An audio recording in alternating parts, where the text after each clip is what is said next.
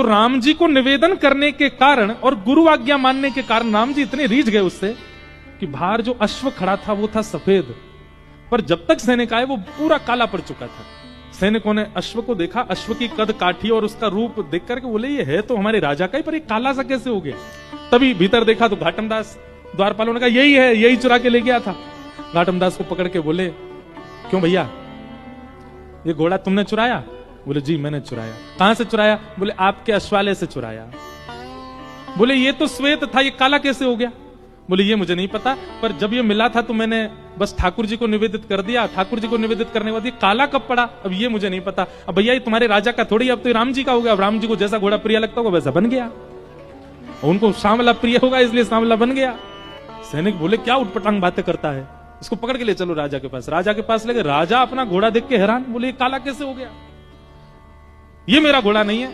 अब घाटम कह रहा नहीं नहीं ये आपके यहाँ का ही घोड़ा है पर आपका नहीं है, अब ये राम जी का हो गया, अभी राम जी का है और उनकी प्रसादी में स्वीकार कर रहा हूं। सब आश्चर्य में बोले सच भी बोल रहा है और इसकी बातों पर विश्वास भी नहीं हो रहा, घोड़ा काला पड़ गया है, क्या क्या चल रहा है समझ नहीं आ रहा।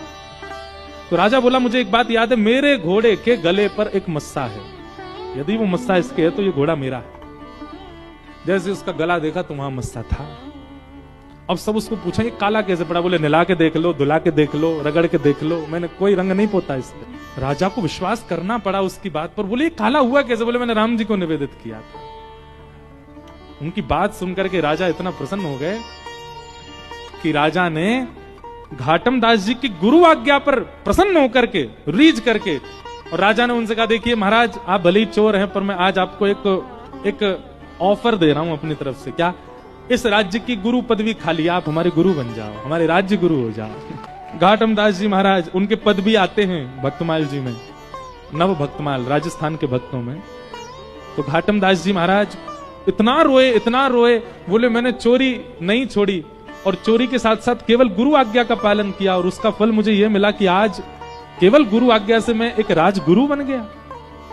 यदि मैंने चोरी भी छोड़ दी होती, दुष्कर्म भी छोड़ दिए होते और तब गुरु का पालन किया होता तो आज एक राजा की गुरु पदवी नहीं, आज प्रभु श्री राम की गोद प्राप्त हो गई होती, वो मुझे अपनी गोद में ले लेते। ये गुरु आज्ञा का फल है। ऐसे घाटम दास जी महाराज का चरित्र सुनाया गया है।